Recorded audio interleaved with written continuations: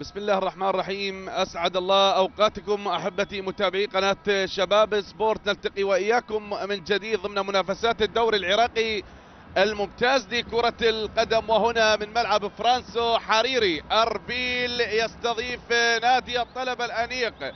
نعم، هنا بملعب فرانسو بأحضان مدينة أربيل، مدينة الحب، مدينة الجمال. الكتيبة الصفراء أمام الكتيبة البيضاء ضمن منافسات الجولة السادسة من منافسات الدوري العراقي الممتاز لكرة القدم، وتاسع المباريات ما قبل الختام للجولة السادسة. أربيل أمام نادي الطلبة الأنيق، نعم، وبطاقم تحكيمي مميز لإدارة هذه المباراة الاتحادي الدولي مهند قاسم قاضيا لمباراتنا لهذا اليوم، والمساعدين المساعد الدولي واثق مدلل كرار عباس، وحكم رابع لهذه المباراة علي هادي صالح، وايضا مقيم حكام مباراتنا لهذا اليوم لبيب حبيب. بالفعل ونبتدأ بتشكيلة الفريقين، ابتداء بتشكيلة نادي الطلبة الذي حل ضيفا على ملعب فرانسو حريري. كتيبة المدرب قحطان شثير، يشرك في الحراسة دوليفان مهدي، علي حلو بخط الدفاع، واحمد خالد زوي، وايضا ادريس نياب كرار، محمد فراس فنجان، سالم حميد، عفوا سليم حميد، ومحمد زامل، علي صلال، ستيفن بافور. هي تشكيلة نادي الطلبة. انتقال لتشكيلة اصحاب الارض لنادي القلعة الصفراء نادي اربيل بالفعل بهذه المباراة وبأرضه. يا ترى هل سيضيف الطلبة بهذه المباراة ويخطف النقاط الثلاثة، او يكون هناك رد اخر للفريق الذي حل ضيفا هنا بمدينة الحب مدينة الشمال؟ كتيبة المدرب طارق جراي، بالحراسة حسن علي، علي سرحان، كسرة فايز علي، هيردس يامند، وغانم امير غانم، واندري كاسترو، وشيركو كريم، حيدر قرمان، الاسكندري، وشافوني ميمو، وستيفن منصور. هي تشكيلة المدرب الجزائري، عفوا المدرب التونسي صاحب مواليد 1980 بالفعل، صاحب 41 عام، المدرب التونسي الذي يقود الكتيبة الصفراء كتيبة نادي أربيل، وبسادس المباريات بعد أن تعادل ب3 مباريات وخسر بمباراتين، واليوم يدخل بتحدي كبير بمواجهات عديدة وكبيرة أمام نادي أربيل ونادي الطلبة. بسم الله وعلى بركة الله، انطلاق صافرة البداية من حكم المباراة مهند قاسم، وكرة البداية تصل للحارس حسن علي. حسن علي اقرب للمدافع كسرة فايز علي، كسرة بالرقم 23 الاحتفاظ بالكرة من اللاعبين المميزين في صفوف نادي أربيل القلعة الصفراء. هذه كرة تعود للمدافع، وهنا ملعوبة من جديد لفراس، لكن عادت مرة أخرى، فدعنا نترقب ونشاهد الكرة بوسط الملعب بالنسبة لنادي أربيل، وما زالت لدفاعات نادي أربيل. المحاولة حتى الآن بأقدام نادي أربيل، اللحظات الأولى والأنفاس الأولى لعمر الشوط الأول بعد أن انطلق الصافرة البداية من حكم المباراة، وما زلنا ننتظر. هنا بالفعل خط الدفاع علي سرحان واندري كاسترو وهيرديس يامند، فنترقب. الكرة عادت هنا بوسط الملعب لنادي الطلبة من الطلبة الأنيق. الطلبة بالفعل في آخر مباراة ضمن منافسات الجولة الخامسة تعادل مع نادي الكهرباء بهدفين لكل الفريقين، أما نادي أربيل خسر أمام نادي الديوانية بنتيجة قاسية ب3 أهداف لهدف. واليوم ننتظر يبحث عن التعويض بهذه المباراة بأرضه وأمام جماهيره هنا بالقلعة الصفراء بنادي بالفعل نادي أربيل وبمدينة أربيل بهذه المباراة. فدعونا ننتظر ونترقب أحداث مباراتنا لهذا اليوم. هل تكون 3 نقاط بهذه المباراة؟ ننتظر ونترقب أحداث المباراة بالفعل، لمن ستكون المباراة. الكرة الثابتة لنادي الطلبة، ملعوبة هذه الكرة وبالراس، لكن الإبعاد حاضر. التغطية الدفاعية، كسرة بايز من كسرة، خلص الكرة وعادت من جديد لنادي الطلبة، عرضية بهذه الكرة، خطرة والمحاولة تعود من جديد.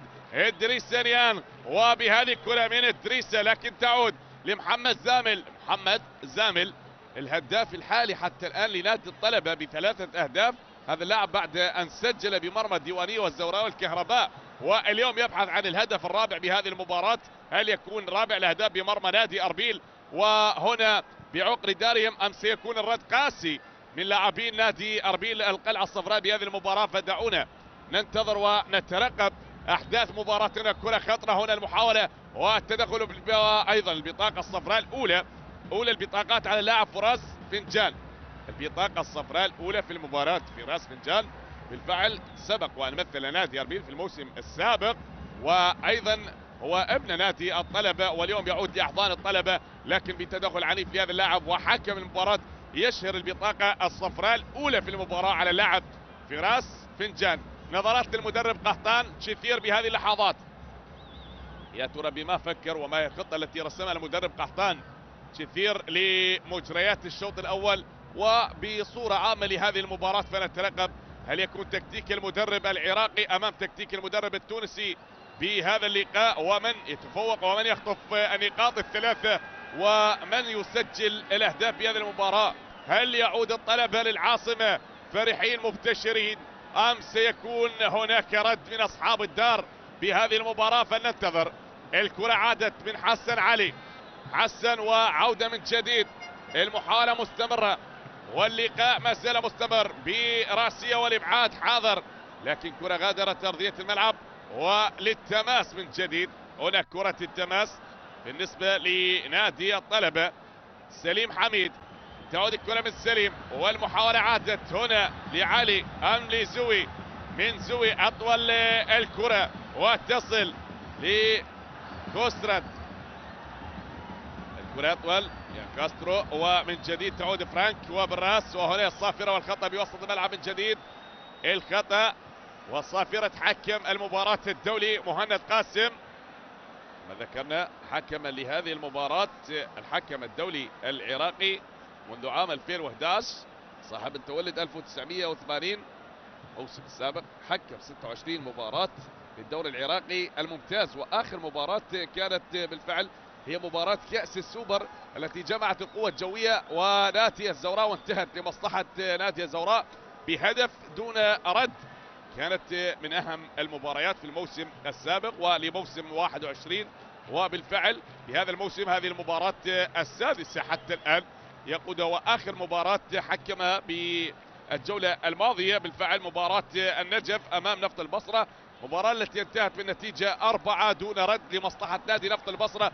واليوم قاضية لمباراتنا لهذا اليوم أربيل امام الطلبة، او الطلبة امام أربيل بملعب فرانسو حرير. هذه الكرة عادت ومن جديد هنا بوسط الملعب لنادي أربيل للكتيبة الصفراء لأبناء القلعة. الكرة عادت وهنا لربما المهاجم سيفو منصور بهذه الكرة تعود من جديد والمحاولة مستمرة. يلا يا منصور، منصور وكسرت والكرة تغادر أرضية الملعب.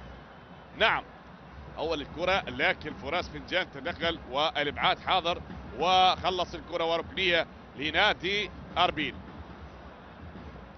دوليفان مهدي هنا يكلم اللاعب المدافع كرار محمد بهذه اللحظات. أربيل وجمال أربيل، نعم هنا مدينة أربيل، والكرة تعود لنادي أربيل والمحاولة مستمرة والكرة بتسديدة لكن تغادر أرضية الملعب. كرة اللاعب حيدر قرمان تغادر أرضية الملعب. القائد الكتيبة الصفراء بهذا اليوم والهداف بالنسبة لنادي أربيل شيركو كريم حتى الآن بهدفين منذ انطلاق منافسات الدوري العراقي الممتاز لكرة القدم. شيركو كريم في الموسم السابق سجل 9 أهداف، واليوم حتى الآن ب5 جولات لن يسجل إلا هدفين. فننتظر هل يا ترى يعزز الصدارة ويلحق بهدافي الدوري العراقي الممتاز؟ فننتظر والمحاولة تستمر هنا بوسط الملعب والإبعاد حاضر، والمدافع كوسترا تخلص الكرة وتبعد وتغادر أرضية الملعب. الكرة كانت مبعدة بالفعل من المدافع كاسترو، من أبعد الكرة وعادت من جديد. هنا الطلبة والمحاولة بهذه الكرة من علي صلال لاعب نادي النجف في الموسم السابق، وحيدر قرمان خلص الكرة والإبعاد من حيدر والتشتيت، وبالآخر خلص كرة وتغادر أرضية الملعب، تعود لنا أحمد خالد، يلعب هذه الكرة لفراس فنجان، فراس والملاصقة الفردية من كوسرت، أبعد هذه الكرة، كوسرت هو من أبعد هذه الكرة وخلص الكرة وغادرت أرضية الملعب. فدعنا ننتظر، دعنا نترقب ونشاهد حتى الآن أحبتي متابعي قناة شباب سبورت، ونلعب بالدقيقة الثامنة من أحداث الشوط الأول، وما زلنا نبحث عن هدف أول. يا ترى هل يكون أول أهداف في المباراة بالدقائق العشرة الأولى، وهل يكون لأصحاب الأرض أو للضيوف؟ الكرة ملعوبة من اللاعب أحمد وأبرز جول،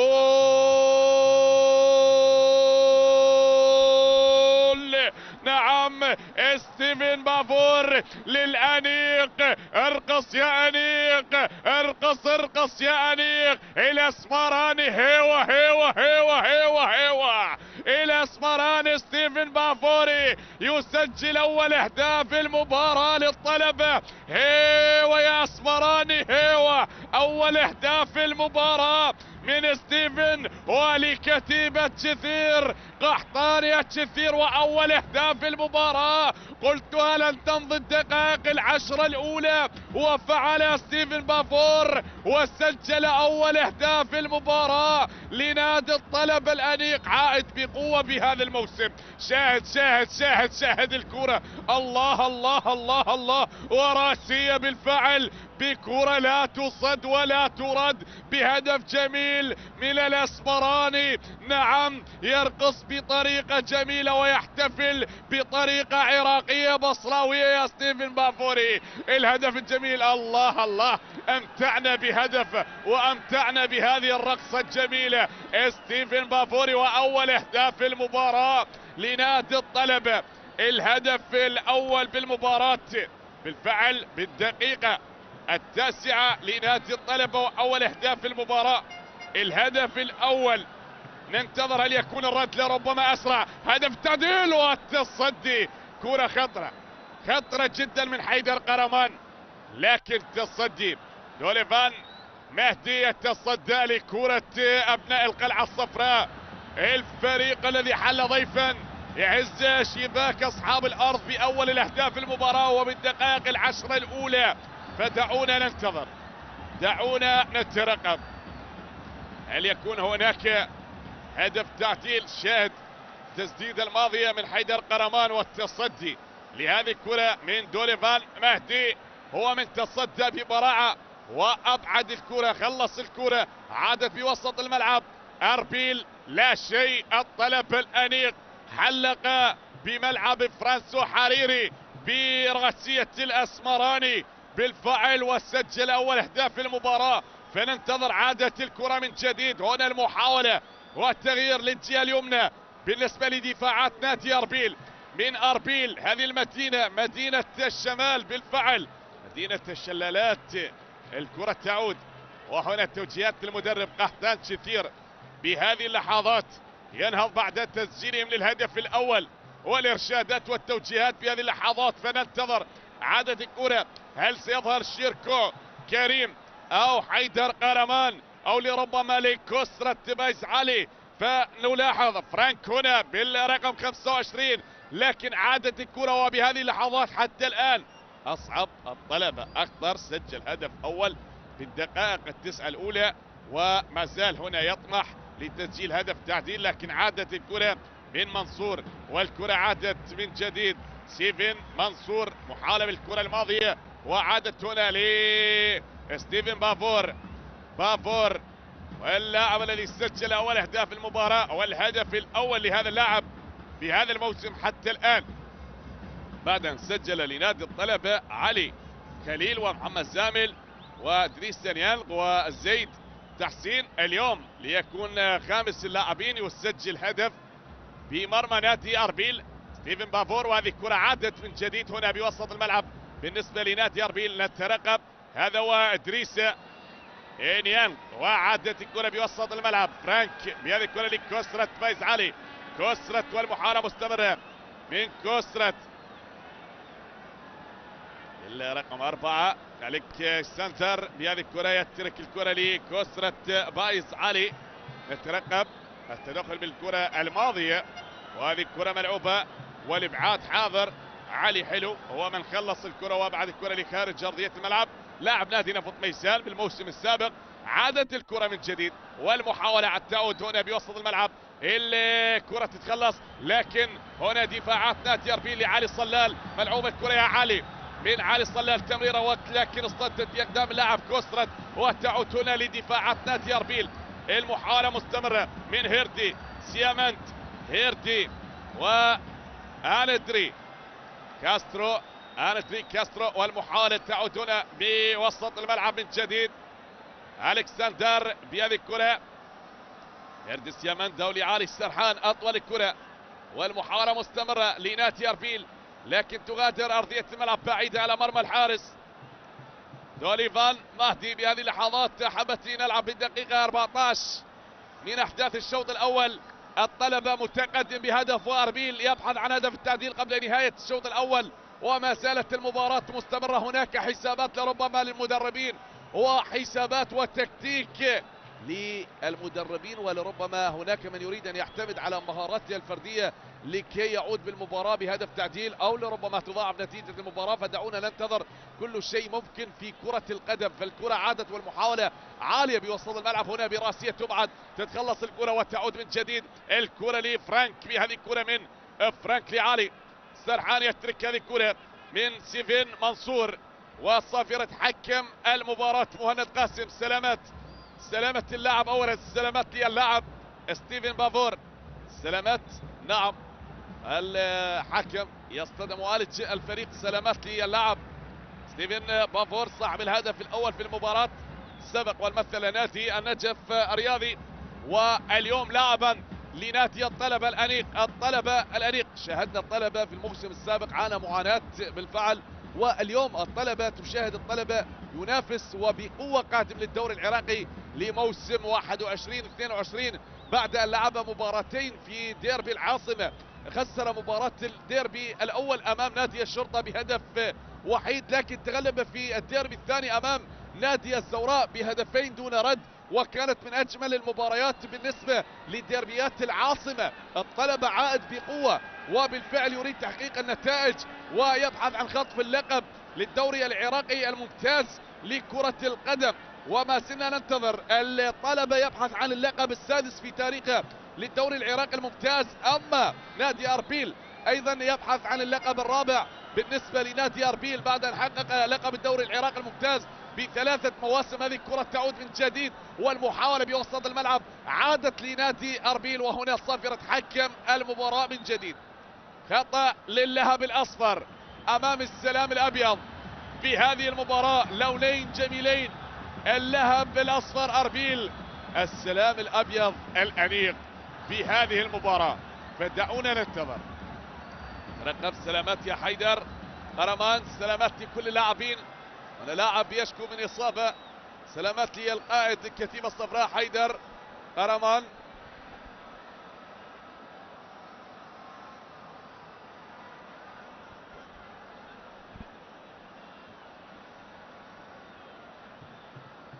تدخل بالكرة الماضية والعرقلة، سلامة اللاعب حيدر،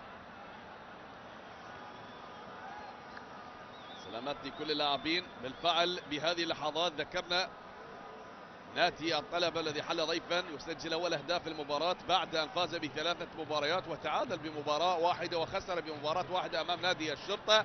سجل 8 أهداف واستقبل الشباك 3 أهداف برصيد حتى الآن 10 نقاط، ويحتل المركز الخامس بالنسبة لمنافسات الدوري العراقي الممتاز. وهذه الكرة الثابتة لنادي أربيل، هل يستفيد أربيل من هكذا كرات ثابتة من هكذا أماكن ومسافات طويلة؟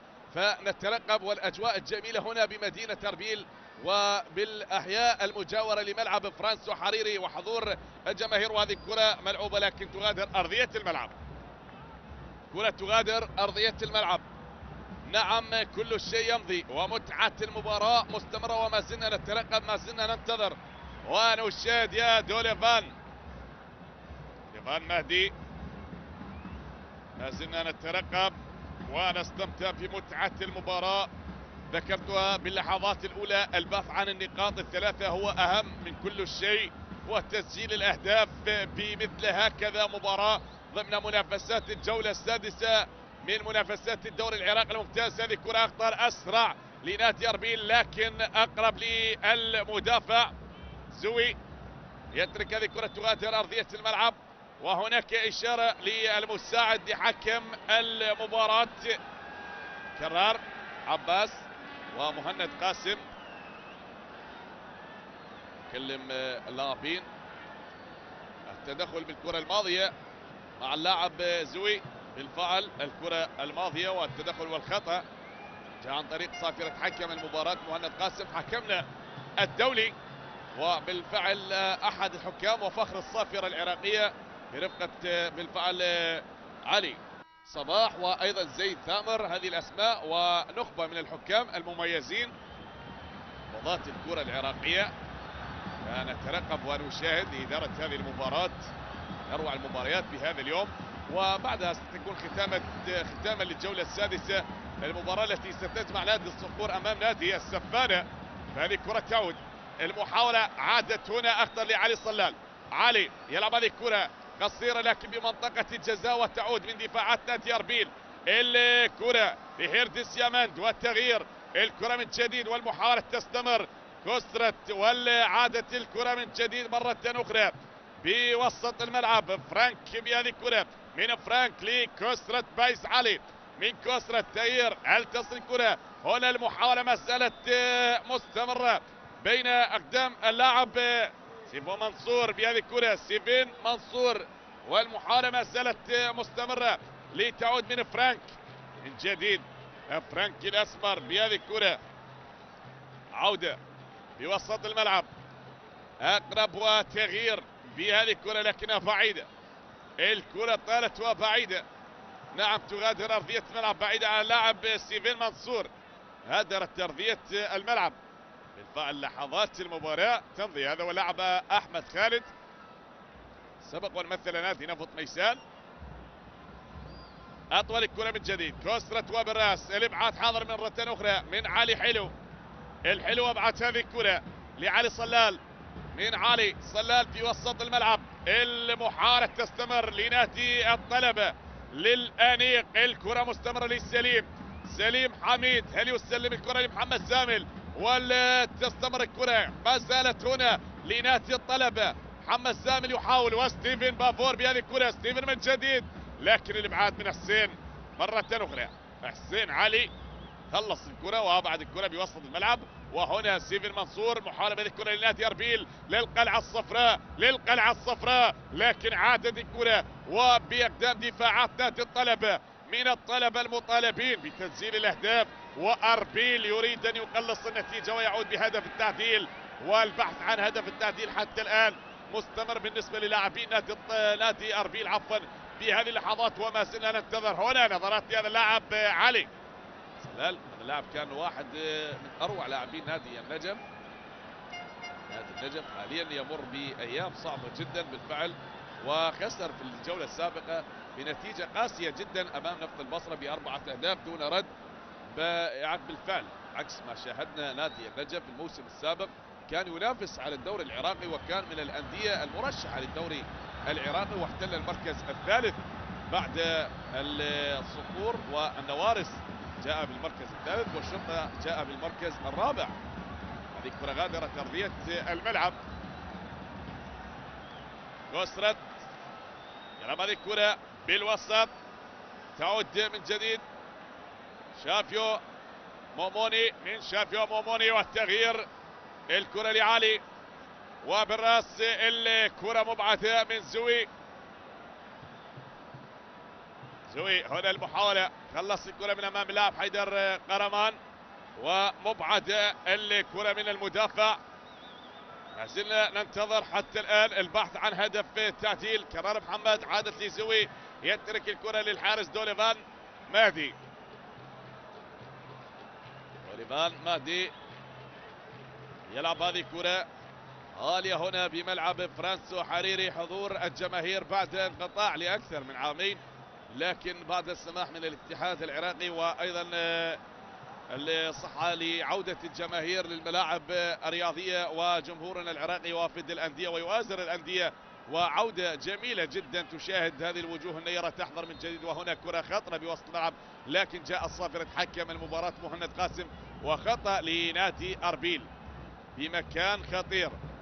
هل يعود نادي أربيل بالمباراة من جديد لتسجيل هدف تعديل؟ ننتظر. هناك تدخل مع اللاعب حيدر قرمان، ما تدخل اللاعب كرار محمد بالكرة الماضية. كرار محمد دخل، وبالآخر جاء الصافرة حكم المباراة. كرة بمكان خطير لنادي أربيل. حيدر قرمان هو على التنفيذ، أو شيركو كريم، لأنه شاهد شيركو كريم منذ 23 دقيقة، ولكن الآن شاهدنا شيركو كريم. شيركو كريم غائب بهذه المباراة، لكن هو الآن يقف على التنفيذ. شيركو كريم دائما يكون هذا اللاعب مجهول، لكن بأهدافه يكون حاضر. فهو من اللاعبين المميزين، أحد لاعبين منتخبنا الوطني أسود الرافدين. شيركو على التنفيذ، وحيدر قرمان وكوسرت، ثلاثي على التنفيذ. من ينفذ هذه الكرة الثابتة؟ شيركو أو حيدر أو كوسرت؟ من شيركو، والتصدي روعة. دوليفان يفسد متعة الهدف الأول وهدف التعديل بالنسبة لنادي أربيل، وخلص الكرة بإبعاد لهذه الكرة وتغادر أرضية الملعب. شاهد الكرة جميلة من شيركو كريم، لكن دوليفان يقف في المكان المناسب وأبعد الكرة. كرة اللاعب شيركو. هنا تعود من جديد كوسرت، والمحاولة صافرة حكم المباراة والخطأ من جديد. فرانك الكرة الماضية دخل مع لاعب ستيفن بافور، وجاء صافرة حكم المباراة مهند قاسم. حتى الآن ونلعب بالدقيقة 25. أحبتي متابعي قناة الشباب سبورت، ذكرنا مباراتنا ما قبل الختام للجولة وتاسع المباريات حتى الآن بالنسبة للجولة السادسة من أحداث الدوري العراقي الممتاز. نشاهد هدف وحيد بالنسبة لنادي الطلبة، وما زلنا نبحث عن هدف تعديل أو هدف يضاعف نتيجة المباراة. بطاقة صفراء أخرى تشير من حكم اللقاء مهند قاسم، لكن هذه المرة على اللاعب شافيو موموني. سلامة اللاعب أولا، سلامات للاعب. خلاص حكم المباراة يحدث اللاعب شافيو، يقول بهدوء يا شافيو، فكرة القدم لا بالاحتكاك القوي ولا بالخشونة ولا بالتعصب يا شافيو. فكرة القدم ما تعلمناه بأن كرة القدم تهذيبا للنفوس، ليست فقط احرازا للكؤوس. فنحن عبر الشاشة نترقب ونشاهد ونتعلم كل شيء. التدخل بالكرة الماضية، نعم، سلامة اللاعب اولا، سلامة اللاعب سليم حميد. سلامات، هل ينهض ويعود سليم حميد من جديد؟ القحطان كثير المدرب لنادي الطلبة في هذه المباراة، وما زلنا ننتظر. كانت مباراة للمدرب قحطان كثير صاحب 48 عام، بينما مدرب نادي أربيل صاحب 41 عام. قحطان كثير مدرب عراقي محلي، مثل منتخبنا الوطني، ايضا درب نادي النجف والشرطة والصناعة، وايضا لعب لنادي الطلبة والكرخ واتحاد كلبة واللذيذ والصناعة من اللاعبين المميزين. وايضا درب منتخبنا الوطني العراقي تحت 20 عام، واليوم مدربا لنادي الطلبة حتى الآن، ونتائج إيجابية لهذا المدرب، وهو قائدا لكتيبة الأنيق. هذه كرة ملعوبة من أحمد خالد والإبعاد في راسية تعود من جديد. هنا المحاولة شافيو بهذه الكرة لكوسرت بايز علي، من كوسرت بوسط الملعب. حيدر قرمان عاد بالكرة، فرانك بهذه الكرة من فرانك والتغيير. الكرة تعود يا فرانك، وفي فرانك يلعب هذه الكرة والعرضية حاضرة لنادي أربيل. خطر هذه الكرة، لكن الإبعاد تعود من جديد مرة أخرى لفرانك. فرانك بهذه الكرة عادت مرة أخرى. المحاولة مستمرة واللقاء ما زال مستمر بين الفريقين. هنا التحدي لنادي أربيل، تستمر هذه الكرة. من يحاول بهذه الكرة من جديد؟ ترقب الاسكندر بهذه الكرة، عادت لسيفين منصور من جديد. يا سيفين كوفي فرانك والتسديدة، لكن تصويبة خاطئة وتغادر أرضية الملعب. الكرة تغادر أرضية الملعب، واللقاء ما زال مستمر حتى الآن بهدف دون رد. المحاولات ما زالت مستمرة واللقاء ما زال مستمر بهدف وحيد بهذه المباراة. دعونا نترقب، دعونا ننتظر. مباراتنا حتى الآن بهدف وحيد لنادي الطلبة بالدقيقة 9 بإقدام اللاعب ستيفن بافور. سجل أول أهداف المباراة على أصحاب الأرض، والطلبة يطمح لتحقيق هدف ثاني بهذه المباراة. أما أربيل يبحث عن هدف تعديل. كرة خطرة شيركو كريم، شيركو خطير، شيركو أسرع، أخطر بهذه اللحظات. شيركو لكسرة خطرة، هذه خطرة عادت كرة اللاعب كسرة بايس علي، وتعود دخول خطير لشيركو للهب الأصفر، الغضب الأصفر. شيركو كريم حاول بالكرة الماضية ومرر الكرة لكسرة، لكن كسرة يخطأ بالتسديد، وعادت من المدافعين بالنسبة لنادي الطلبة. تعود من جديد هنا المحاولة بعيدة على اللاعب سليم حميد. تغادر أرضية الملعب يا سليم، الكرة غادرت أرضية الملعب يا سليم حميد بوسط الملعب من جديد. كوفي فرانك بهذه الكرة من كوفي. أندري كاسترو يلعب هذه الكرة. هيردي سيامانت، وعادت الكرة من جديد. الاسكندر مرة أخرى. هيردي سيامانت يلعب هذه الكرة هنا شيركو. المحاولة بهذه الكرة، لاعب الخبرة من اللاعبين المميزين، العناصر المميزة بصفوف نادي أربيل. شيركو كريم، المحاولة من جديد من شيركو. الكرة أخطر ستيفن منصور، والابعاد حاضر من دفاعات الطلبة. حتى الآن الطلبة متقدم بهدف، وأربيل يبحث عن هدف. ما زلنا ننتظر هدف المباراة لمن؟ هدف المباراة هي النقاط الثلاثة، وما زلنا ننتظر. غير مهم إذا كانت النتيجة مضاعفة بالأهداف، المهم بهذه المباراة خطف النقاط الثلاثة، أو تكون نقطة لنادي أربيل ونقطة لنادي الطلبة، لا نعلم. فأحداث المباراة ما زالت مستمرة حتى الآن. الكرة تعود هنا من جديد في وسط الملعب. المحاولة عادت أخطر، نعم، بعدما تعبر خط الوسط تكون الكرة أخطر بالنسبة للفريقين. الفريقين يمتلكون لاعبين مميزين. الكرة تعود، تجد هنا ستيفن بافور وعلي صلال، وهنا تجد أيضا شافيو موموني وشيركو كريم بخط الهجوم بالنسبة لنادي أربيل. فالمحاولات الخطرة تشكل خطر على المدافعين. شاد شيركو ماذا يفعل؟ لكن من يتدخل ومن يحاول؟ كرار محمد يقطع الطريق، والابعاد من زوي يبعد الكرة بوسط الملعب. ستيفن بافور بهذه الكرة، سلامات، وهنا الخطأ جاء عن طريق صافرة حكم المباراة مهند قاسم. سلامة اللاعب ستيفن بافور، اللاعب الذي سجل الهدف الأول والهدف الوحيد حتى الآن. سلامة هذا اللاعب، سلامات لكل اللاعبين. هذا اللاعب يصبح كخامس اللاعبين بالنسبة لنادي أربيل يسجل هذا الموسم، بعد أن سجل علي خليل، وبعد أن سجل محمد زامل وأدريس سنيان وزيد تحسين، واليوم خامس اللاعبين يسجل الأهداف بهذه المباراة.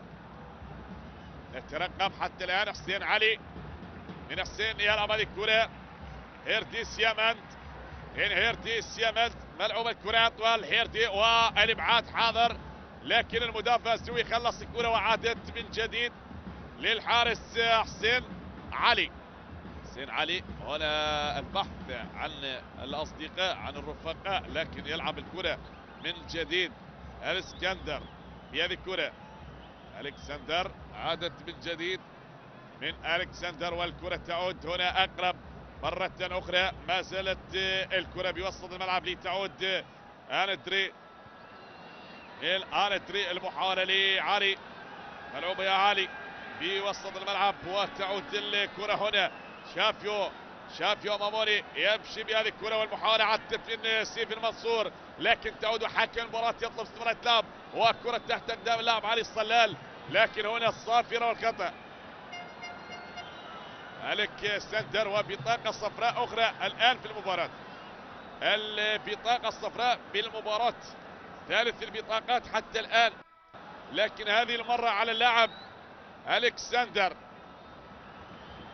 البطاقة الثالثة حتى الآن بهذه المباراة فعل وحكم مباراة كل اللاعبين، لكن جاءت هذه البطاقة على اللاعب صاحب الرقم 4 ألكسندر لاعب نادي أربيل بالتدخل بالكرة الماضية مع اللاعب زوي شاهد دخل، وأيضا اللاعب سيفين منصور يطالب بخطأ، وكانت المطالبة بالنسبة لهذا اللاعب يقول انظر يا مهند قاسم، كانت هناك تدخل والتدخل بقوة من لاعبين نادي الطلبة. سلامة اللاعب، سلامات لكل اللاعبين.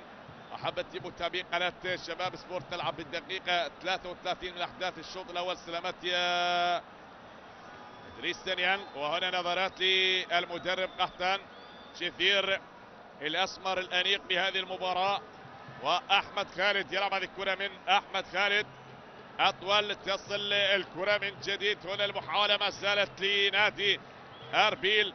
أندري أسرة والمحاولة تعود مرة أخرى هنا بوسط الملعب. حيدر قرمان من قرمان.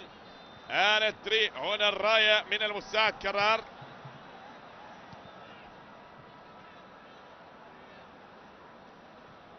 ما زالت المحاولات تستمر. أربيل يبحث عن التعديل والطلبة يبحث عن هدف ثاني حتى يطمئن على نتيجة المباراة ويريد أن يلعب بأريحية الأعصاب، لكن حتى الأحلام والأعصاب متوترة. نعم هذه الكرة تعود. شاهد المحاولة من جديد مرة أخرى لحيدر. الكرة مستمرة. كرار محمد من كرار. العرضية حاضرة لكن سيفين منصور من سيفين منصور يلعب هذه الكرة لشيركو كريم. شيركو محاولة بناء هجوم مرتد. لاعب خطير، نعم لاعب يمتلك سرعة ومهارة فردية رائعة ويجيد التسديدات من الأماكن البعيدة من اللاعبين المميزين. شيركو كريم بالنسبة لعناصر نادي أربيل، ويحاول بالكثير من الكرات أن يصل لمرمى الحارس دوليفان مهدي ويخترق دفاعات الطلبة ويبحث عن هدف التعديل. لكن هنا علي صلال يخطف الكرة والتمريرة من علي صلال لفراس فنجان بهذه الكرة. فراس فنجان من فراس ألكسندر بهذه الكرة، والابعاد من كوسترة فايز علي. مرر الكرة لكن أحمد خالد حاضر وخلص الكرة، والابعاد من علي صلال وتغادر أرضية الملعب. كرة تغادر أرضية الملعب. نعم محاولات مستمرة حتى الآن. تعود الكرة سيفين منصور بهذه الكرة. سيفين منصور الكرة أخطر، تصل هنا لمنطقة الجزاء لكن خلص الكرة أحمد خالد، والابعاد من جديد مرة ثانية. تعود الكرة إدريس سنيان بوسط الملعب من إدريس سنيان. الكرة للسليم أو لمحمد سامي لكن تصل سهل الحارس حسين علي. الكرة تصل للحارس حسين علي. ترقب. تعود من جديد للكتيبة الصفراء. هيرديس يامان في هذه الكرة عادت للحارس حسين علي. هنا نظرات والتوجيهات للمدرب قحطان شثير. أقرب الكرة أندري أسرة والمحاولة عادت من كوفي فرانك. والمحاولة ما زالت حتى الآن مستمرة لتعود من جديد. عودة والكرة لستيفن منصور. سيفين منصور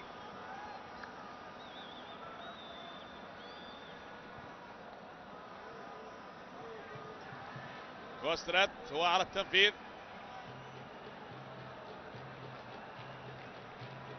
هو كوسترات يلعب الكرة بوسط الملعب من شافيو وتعود لشيركو. محاولة خطيرة عرضية من شيركو لكن هنا راسية والابعاد حاضر من علي حلو. خلص الكرة هذا الفتى الشاب، ابعد هذه الكرة سبق والمثل نادي نفط ميسان، والكرة عادت هنا العرضية حاضرة. نفط ميسان بالفعل يلعب مباراة الآن أمام نادي سامراء. ما زلنا حتى الآن ننتظر. بالفعل ذكرنا هذا اللاعب سبق والمثل نادي نفط ميسان. نفط ميسان أنهى مباراة أمام نادي سامراء بهدفين لهدف. العب هذه الكرة من دوليفان.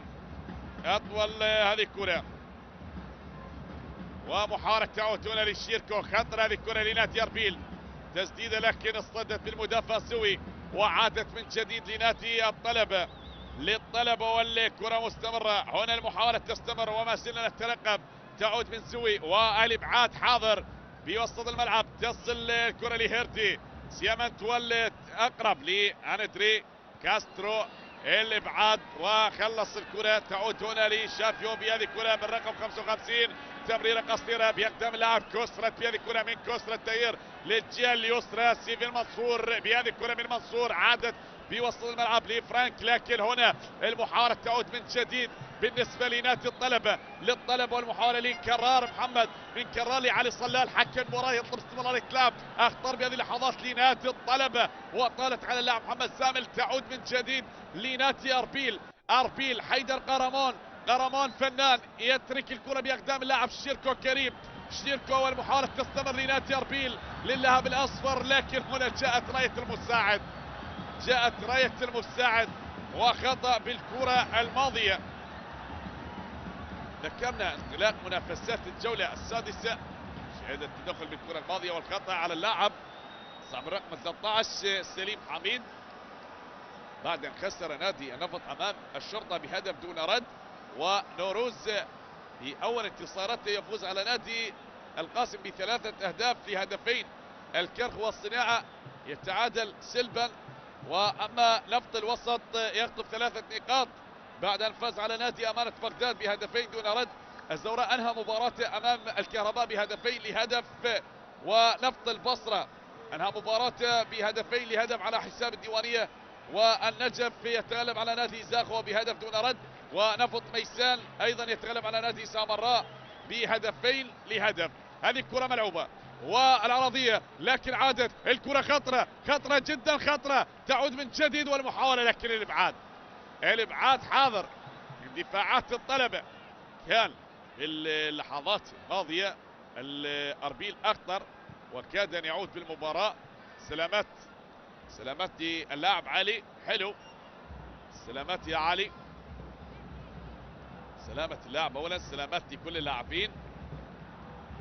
ذكرنا المباراة ما قبل الأخيرة لختام الجولة، نعم ستكون هناك قمة أيضا كروية تجمع السفانة أمام الصقور لختام الجولة السادسة لمنافسات الدوري العراقي الممتاز لكرة القدم. سلامة اللاعب علي، حلو سلامات شاهد تدخل بالكرة الماضية. فراس فنجان هو من أنقذ مرمى الطلبة من هدف التعديل، وتدخل شاهد بالكرة الماضية، نعم دعس على اللاعب لكن غير متعمد. سلامة هي اللاعب علي، حلو سلامات لكل اللاعبين، سلامات يا علي. نعم الأحداث مستمرة حتى الآن واللقاء ما زال مستمر بهدف دون رد. ما زلنا نترقب، ما زلنا ننتظر، ما زلنا نشاهد. أحبتي نلعب بالدقيقة 40 من أحداث الشوط الأول، وأحداث الشوط الأول ما زالت مستمرة بهدف وحيد لنادي الطلبة. هذه الكرة تعود من جديد، المحاولة لأليك سانتر بهذه الكرة وأطول عرضية تصل أخطر لربما بهذه الكرة لشيركو كريم، شيركو لحيدر قرمان، أخطر قرمان، جول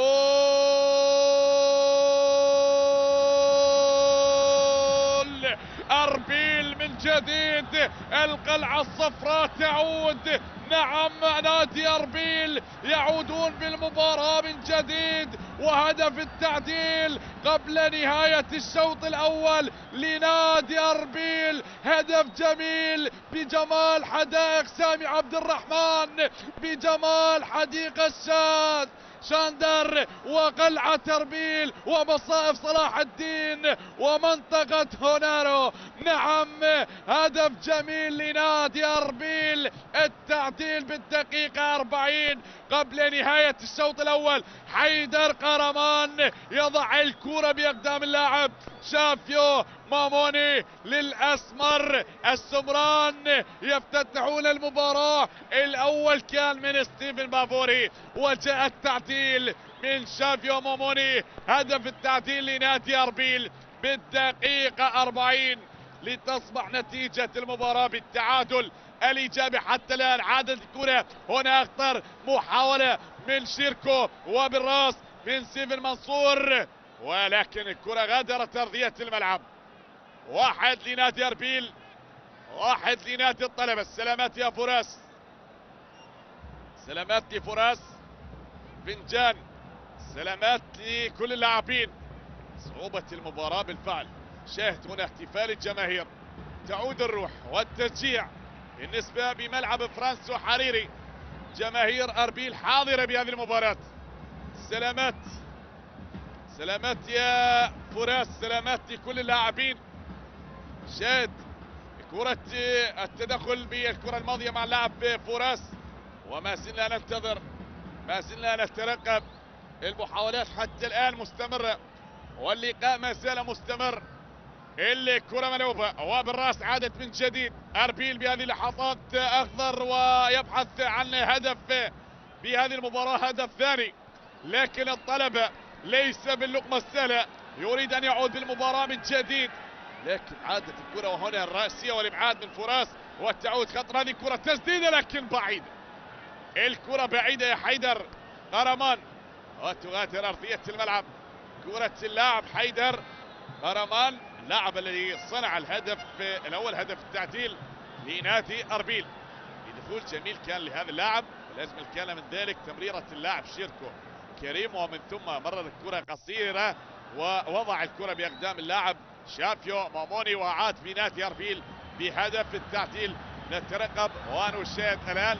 نلعب بالدقيقة 44 من أحداث الشوط الأول لمباراتنا لهذا اليوم. يا ترى هل سنذهب باستراحة قصيرة ونشاهد هناك تغييرات بمجريات الشوط الثاني، وهل ستتغير أحداث المباراة ومجريات المباراة ونتيجة المباراة؟ لا نعلم. نترك هذا الحديث بمجريات الشوط الثاني، نتكلم بما هو جديد. هو البطاقة الصفراء الآن 5 بطاقات حتى الآن، بطاقة صفراء أخرى. حكم المباراة مهند قاسم يشهر البطاقة الصفراء. ننتظر، لكن هذه المرة على اللاعب علي صلال.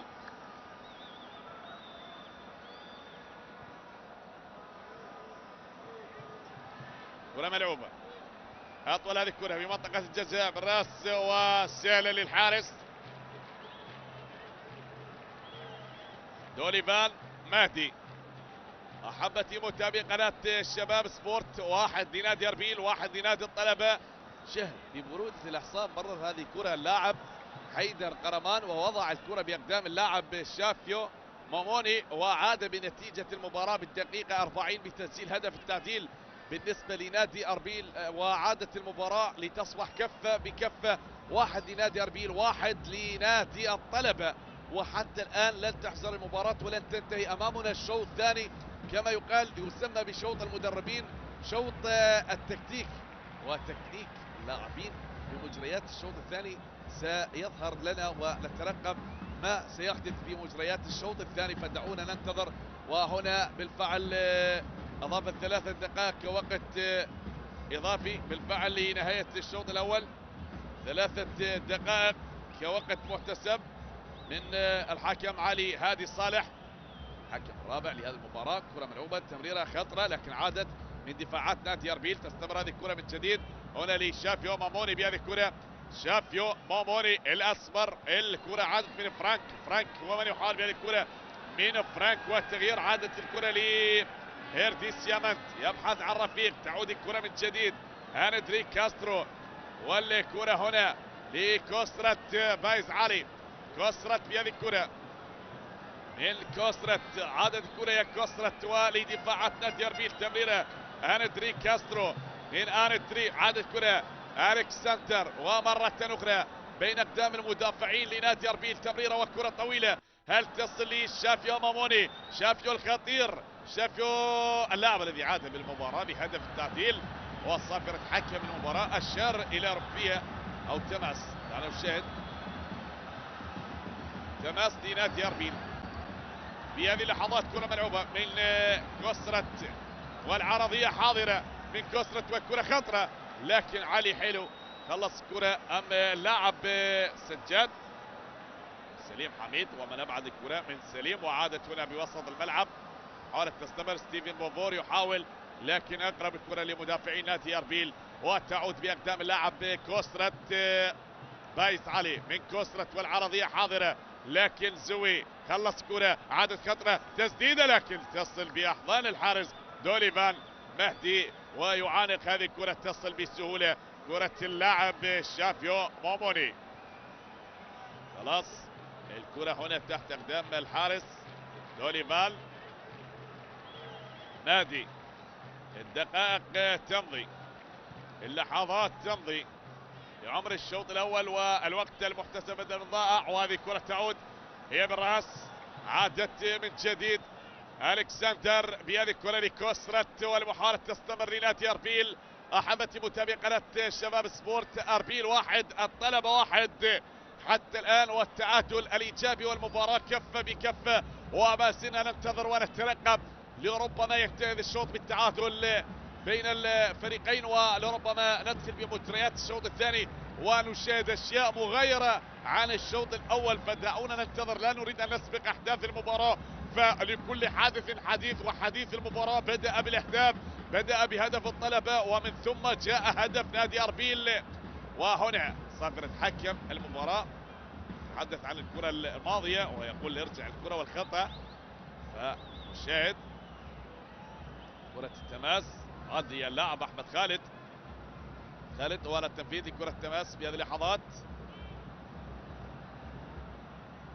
اليوم الكرة، نعم صافرة الدولي مهند قاسم معلن عن نهاية الشوط الاول بالتعادل الايجابي بين الطلبة واربيل. شاهدنا الهدف الأول بالدقيقة التاسعة لنادي الطلبة من هذا اللاعب ستيفن بافور، وعودة هدف التعديل بالنسبة لنادي اربيل بالدقيقة 40 من اللاعب شافيو موموني. لنا عودة بعد استراحة قصيرة، وأنا من سيعود معكم ليكمل أحداث المباراة. تقبل تحياتي محدثكم حسين السعدي.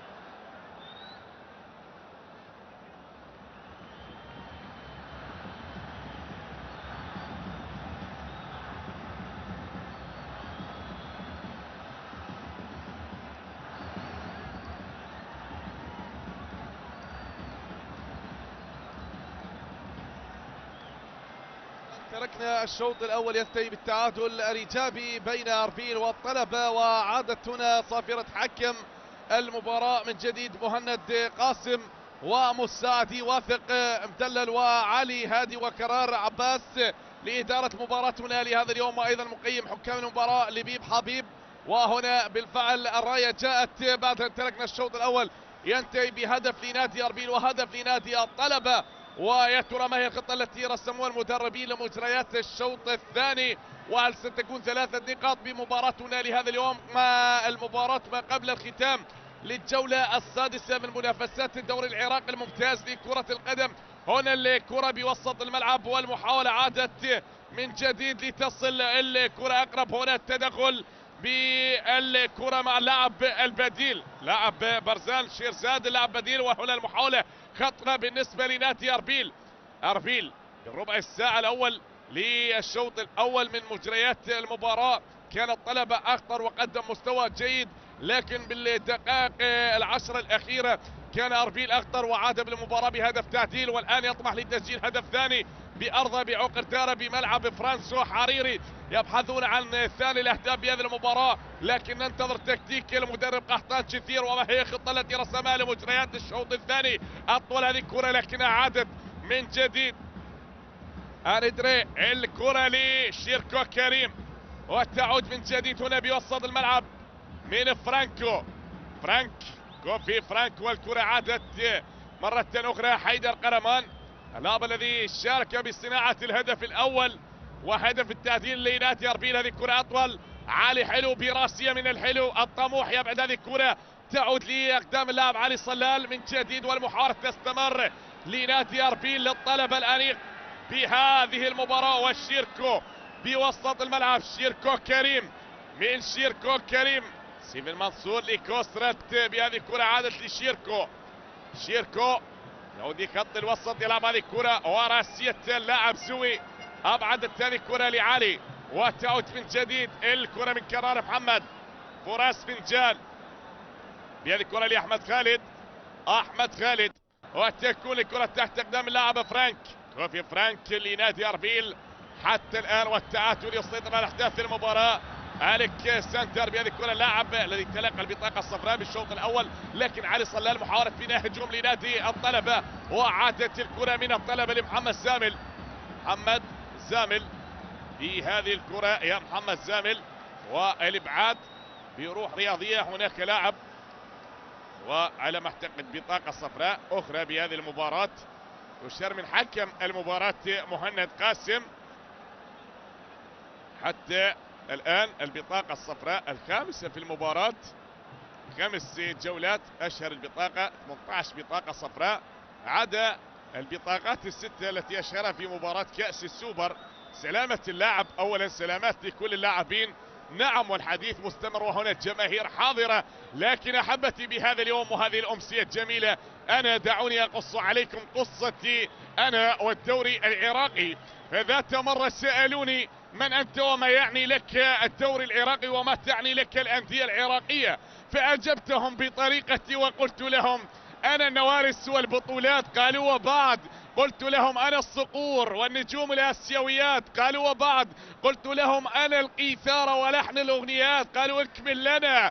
قلت لهم أنا الأنيق وجمال الجامعات، أنا السفانة والأنهار الجاريات، أنا نفط ميسان والأهوار الشامخة، أنا النفط والآبار والخيرات، أنا الكنار المغرد بحب المعجبات، أنا النجف وغزلان الباديات، أنا نفط البصرة وعشق المغرمات. قالوا اكمل لنا ما بدأت به، فقلت لهم أنا ساخو والجبال والهضبات، أنا نوروز والوديان والشلالات، أنا القاسم وبابل والحضارات، أنا الكهرباء والأعمدة التي تنير الطرقات، أنا أربيل والقلعة الصفراء المحصنة، أنا الصناعة ومصنع الأجيال بالمعضلات، أنا سامراء وحضارة الملوية والمرتفعات، أنا الديوانية وكرم الفرات، أنا الأمانة وأسود العاصمة الشرسات، أنا العندليب ونجوم الفرات. هذا جوابي وانتمائي لجميع الكيانات. أنا الدوري العراقي وعاشقا للتحديات، والتحدي يبدأ بهذه الكرة أخطر، تصل من جديد، لكن علي حلو خلص هذه الكرة وتبعد لخارج أرضية الملعب. كرة اللاعب برزال شيرزاد، مبعد الكرة وتتخلص وتغادر أرضية الملعب. اللقاء حتى الآن ممتع، المباراة ما زالت ممتعة واللقاء ما زال مستمر. نترقب ونشاهد هذه الركنية لنادي أربيل. أربيل يبحث عن هدف ثاني بهذه المباراة، والطلبة يطمح لتسجيل الهدف الثاني، وكل الفريقين مطالبين بتسجيل الأهداف. وما زلنا ننتظر هنا حكم المباراة يحدث اللاعبين بهذه اللحظات. زوي والمهاجم لنادي أربيل، والكرة الثابتة الركنية لأربيل وراسية مبعدة. فراس أبعد هذه الكرة من جديد، وركنية أخرى تعود لنادي أربيل. برزان شيرزاد هو على التنفيذ، برزان على التنفيذ لركنية أخرى للقلعة الصفراء بهذه المباراة. ننتظر هنا بملعب فرانسو حريري، هل تكون المباراة لنادي أربيل أصحاب الأرض أو للأنيقة الطلبة؟ كرة مبعدة وعادت من جديد هنا المحاولة. محمد زامل اصطدت الكرة مبعدة من المدافعين والمحاولة، لكن سالت تصل للحارس دوليفان مهدي.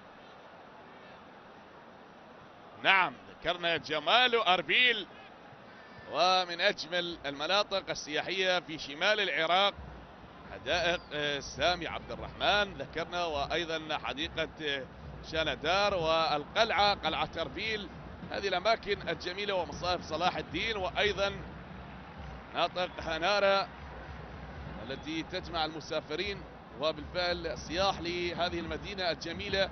واليوم نشاهد بالفعل بملعب فرانسو حريري هذا اللقاء الممتع الذي جمع الأنيق أبناء العاصمة أمام أبناء الشمال بهذه المباراة المثيرة. عدة مواجهات جمعت نادي أربيل أمام نادي الطلبة، في 19 مواجهة اجتمع الفريقين، فاز نادي الطلبة ب6 مباريات وفاز نادي أربيل ب5 مباريات، وحضر التعادل ب8 مباريات أمام الفريقين. والمواجهة رقم 20 تجمع الطلبة أمام نادي أربيل. هذه كرة أطول وتعود من جديد. هنا المحاولة أقرب في وسط الملعب. شاهد الكرة لحيدر قرمان، من قرمان يلعب الكرة ألكسندر. هنا السلامات صافرة وبطاقة صفراء، 6 بطاقات حتى الآن. الحذاري من البطاقة الحمراء يا شباب، الحذاري. ذكرنا المواجهة رقم 20 بين الفريقين، فوز الطلبة ب6 مباريات وفاز أربيل ب5 مباريات وحضر التعادل ب8 مباريات. شهدت المواجهات ما بين الفريقين 40 هدف، سجل الطلبة منها 20 هدف وسجل نادي أربيل 20 هدف. بالفعل حضر التعادل سلبا دون أهداف في 4 مواجهات، وحضر التعادل إيجابي ب4 مواجهات. مرتين تعادل الفريقين بالنتيجة 2-2 لكل الفريقين، ومرتين بالنتيجة 1-1 لكل الفريقين. شيركو حاول بهذه الكرة لكن تغادر أرضية الملعب. كرة تغادر أرضية الملعب. كما ذكرنا من أكبر النتائج بالنسبة لنادي أربيل على حساب نادي الطلبة هي الموسم السابق، موسم 21-20 بالفعل، في المباراة الإياب التي جمعت نادي أربيل أمام نادي الطلبة، المباراة التي انتهت بالنتيجة 5 دون رد. موسم 21 بالفعل يوم 7-1 انتهت بهذه النتيجة الثقيلة، وأقصى خسارة كانت بالموسم السابق بالنسبة لنادي الطلبة. هذه الكرة تعود ومن جديد المحاولة أقرب ألكسندر، بهذه الكرة من ألكسندر والإبعاد حاضر.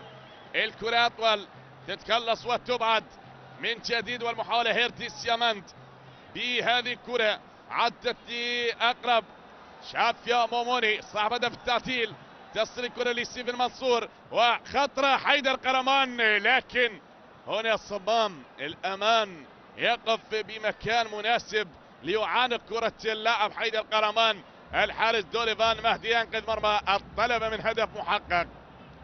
دوليفان من الحراس المميزين، شهد حركة لعب جميلة من هذا اللاعب، لكن يقف بالمكان المناسب دوليفان وينقذ مرمى نادي الطلبة. والتسديدة تصويبة بمكان جميل وبقوة، لكن تصدي لهذا الحارس ببراعة. تعود الكرة لكوسرت بهذه الكرة والمحاولة تستمر. كوسرت بايس علي يلعب هذه الكرة. شافيو موموني، شافيو الأسمر بهذه الكرة برقم 55 يطمح لتسجيل هدف ثاني. ستيفن منصور بهذه الكرة، ستيفن منصور لشيركو كريم. تعود الكرة أقرب لفراس فنجان بالنسبة لنادي الطلبة، والمحاولة تستمر للأنيق. الأنيق يتأنق بملعب فرانسو حريري بهذه المباراة، والكرة ما زالت مستمرة بوسط الملعب. ما زلنا ننتظر تمريرة من بارزان. شيرزاد تصل لستيفن منصور بهذه الكرة، خطرة لكن تتخلص، والكرة تعود من أحمد خالد.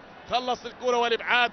ما زالت المحاولة تستمر، هي أخطر بهذه اللحظات. عرضية لنادي أربيل لكن خلص الكرة المدافع وتبعد من دفاعات نادي الطلبة. عادت من جديد.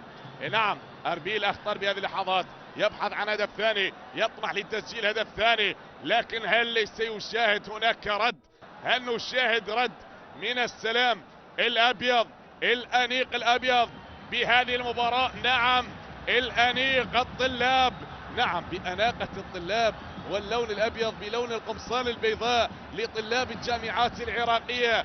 اليوم مطالبين، وكل الطلاب وكل جماهير أربيل يترقبون عبر شاشة سبورت، نعم شباب سبورت، هذه المباراة الممتعة. حتى الآن شاهدنا هدفين، واحد لنادي الطلبة واحد لنادي أربيل، وما زلنا نبحث ونطمح لأن نشاهد أهداف أخرى بهذه المباراة. تدخل بالكرة الماضية والعرقلة كانت واضحة، وهنا المدرب نعم يطالب حكم المباراة، يقول فيها ركلة جزاء يا مهند قاسم، لكن حكم المباراة كان أقرب ويطلب استمرارية اللعب. تعود الكرة من جديد والمحاولة من جديد هي أخرى بهذه الكرة للكتيبة الصفراء، اللهب أصفر بهذه المباراة بهذا الملعب الأخضر بملعب فرانسو حرير. محمد زامل بهذه الكرة من زامل، تستمر الكرة بين أقدام لاعب كرار محمد كرار. هل نقول لن تتكرر يا كرار؟ لكن عادت الكرة لسليم حميد وصافرة حكم المباراة، وما زلنا ننتظر. ذكرنا من أكبر النتائج بالنسبة لنادي أربيل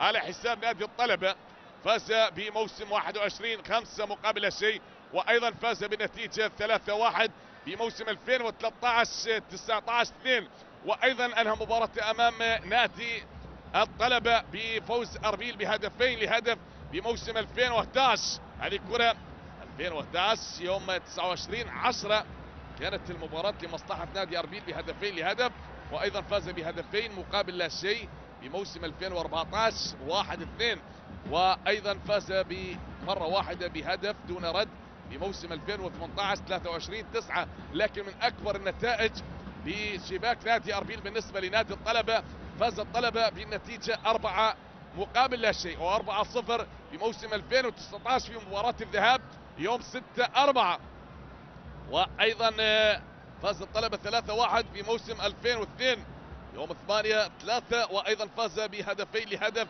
في موسم 2001 2/11، وايضا فاز بهدفين دون رد في موسم 2006 يوم 6/1، وايضا تكررت نتيجه 1 لا شيء لنادي الطلبه مرتين. هذه الكره العرضيه والابعاد من الحارس حسين علي، فاز بهدف دون رد مرتين، مره في موسم 2007 ومره في موسم 2010.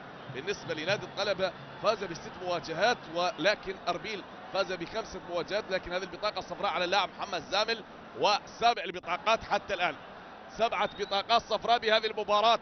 الحذار من البطاقه الحمراء يا شباب. التدخل من اللاعب محمد زامل، والهداف الحالي بالنسبه لنادي الطلبه ب3 اهداف محمد زامل.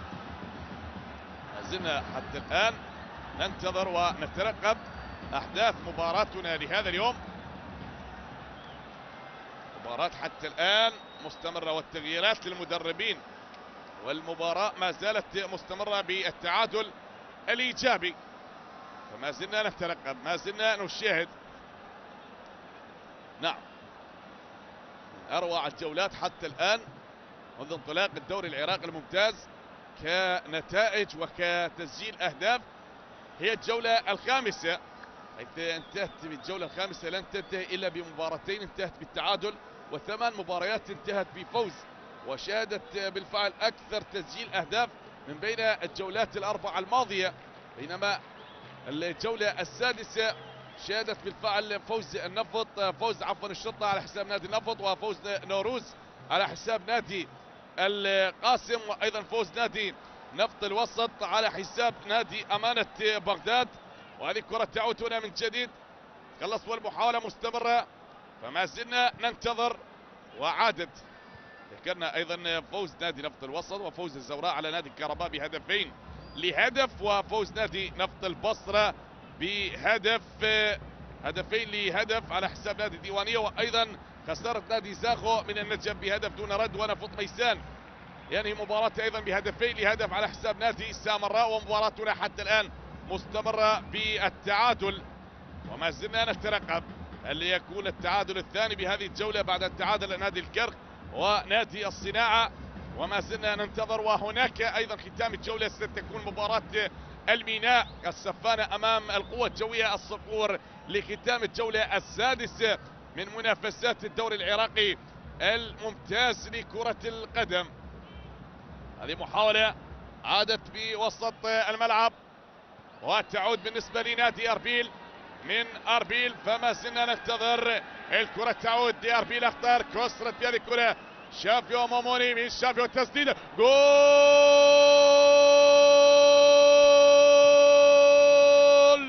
اربيل ثقيل من اربيل، جميل للاسمر، يعود بالمباراة من جديد شافيو موموني للمرة الثانية، يعود بأربيل للقلعة الصفراء، نعم بمدرجات فرانسو حريري، وثاني الأهداف بهذه المباراة نعم لنادي أربيل. الهدف الثاني للاعب هو ذات شافيو موموني، يسجل ثاني الأهداف بهذه المباراة لنادي أربيل. الهدف الثاني بالدقيقة 62 من أحداث المباراة، شافيو موموني بعد أن سجل بالدقيقة 40 عاد بالدقيقة 62 ويسجل ثاني الأهداف بهذه المباراة لنادي أربيل، وتصبح النتيجة 2-1. هدف يضع الكرة في الزاوية اليسرى للحارس دوليفان مهدي، وكرة مباغثة نعم تفاجئ الحارس. شاهد حاول لكن اصطدت الكرة بالمدافع احمد خالد وتخدع الحارس، وبالاخر ياتي الهدف الثاني لنادي اربيل. ثاني الاهداف لنادي اربيل، وتصبح نتيجة المباراة 2-1. 2-1 أصبحت نتيجة المباراة. ننتظر ونترقب. حتى الآن في المباراة تستمر 3 أهداف أحبتي متابعي قناة شباب سبورت، هدفين لنادي أربيل، هدف لنادي الطلبة، وما زالت المباراة مستمرة. الآن جماهير الطلبة يطالبون اللاعبين بهذه المباراة بتقديم كل ما لديهم، بتقديم كل معطياتهم حتى يعودون بالمباراة بتسجيل هدف تعديل.